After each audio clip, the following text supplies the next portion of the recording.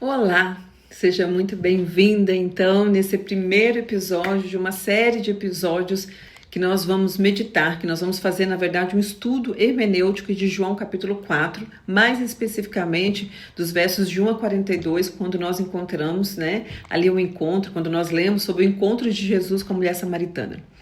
Querida, esse vai ser um tempo muito profundo de descer mesmo na raiz desse texto, de perceber, de repente, detalhes e elementos que são fundamentais para o nosso entendimento bíblico dessa passagem. Por isso, nós dividiremos em 12 capítulos, 12 episódios, né? Vou dizer assim, porque nós estamos trabalhando isso também lá no Spotify.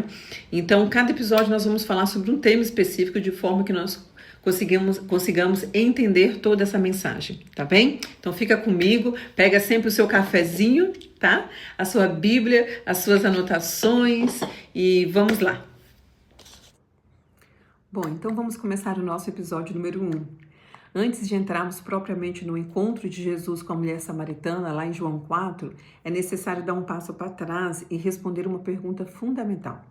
Como devemos ler os evangelhos? Isso mesmo. A resposta bíblica e também teológica é clara. Os evangelhos só podem ser corretamente compreendidos à luz da lei e dos profetas.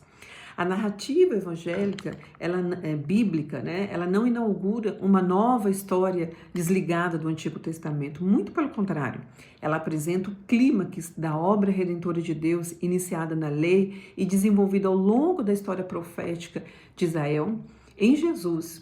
E Jesus, então, não surge como uma ruptura, mas como cumprimento da revelação do Antigo Testamento. O próprio Cristo afirma essa continuidade quando declara: não penseis que vim revogar a lei ou os profetas. Não vim revogar, mas vim cumprir. Nós lemos lá em Mateus capítulo 5. Bom, esta afirmação estabelece um enquadramento hermenêutico indispensável, minha irmã, para compreendermos a sua identidade e a sua missão. Então, como observo, eu gosto de uma observação do autor Carson, os evangelhos só podem ser lidos adequadamente quando entendidos como cumprimento da história teológica iniciada no Antigo Testamento, especialmente na lei e nos profetas. A lei, ela fornece as categorias fundamentais: aliança, pecado, santidade, mediação, enquanto os profetas, eles desenvolvem a esperança messiânica, a promessa de restauração e a expectativa de um novo pacto. Sem esse pano de fundo, sem esses conceitos centrais, como Messias, Reino de Deus, redenção, sacrifício, tudo isso perde a profundidade e a coerência.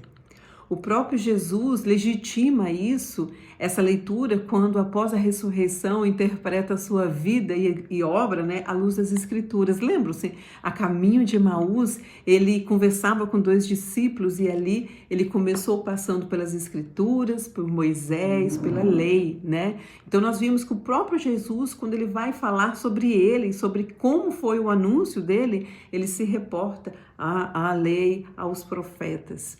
Bom, então o Evangelho de João, ele fornece essa chave interpretativa logo no seu primeiro capítulo. Lá em João, capítulo 1, verso 41, André declara assim: achamos o Messias, que traduzido é o Cristo. Poucos versículos depois, Filipe afirma algo ainda mais explícito: achamos aquele de quem Moisés escreveu na lei e os profetas, Jesus de Nazaré. João deixa claro, então, que essas duas afirmações referem-se à mesma pessoa. Jesus é simultaneamente o Messias esperado e aquele anunciado pela lei e pelos profetas. Essa afirmação, ela levanta uma questão inevitável: onde Moisés falou de Cristo?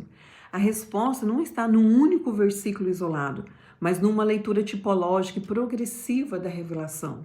Lá em Deuteronômio, capítulo 18, verso 15, cria a expectativa de um profeta semelhante a Moisés. Promessa que no Novo Testamento identifica explicitamente como cumprida em Jesus. Nós vamos ver isso lá em Atos, capítulo 3, depois em Atos, capítulo 7.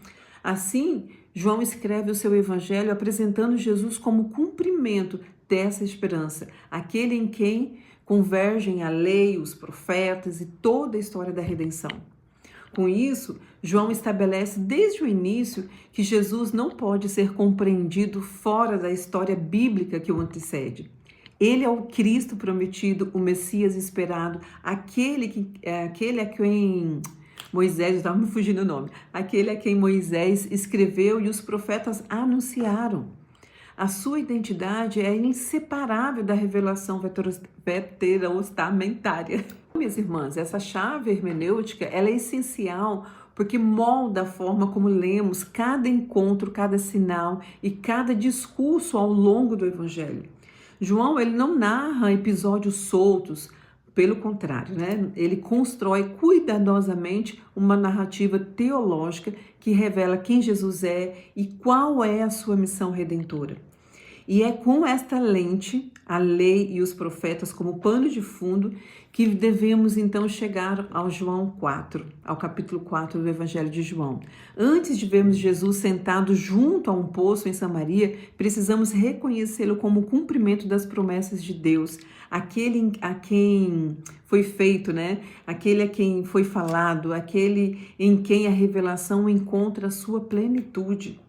No próximo episódio, nós vamos falar sobre algumas palavras-chave desse texto que nos leva a entender melhor esse texto.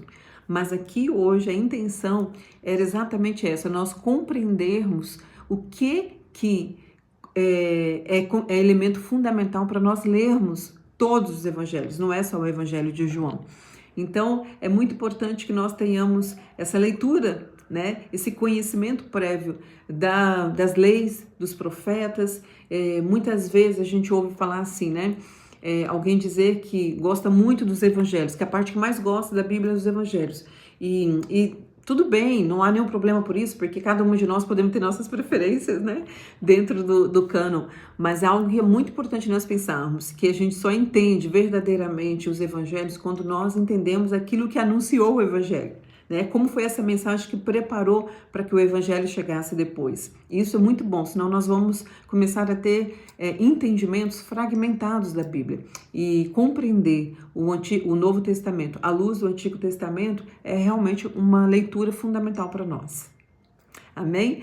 Fica com Deus. Olha, vai guardando aí a sua água, o seu cafezinho.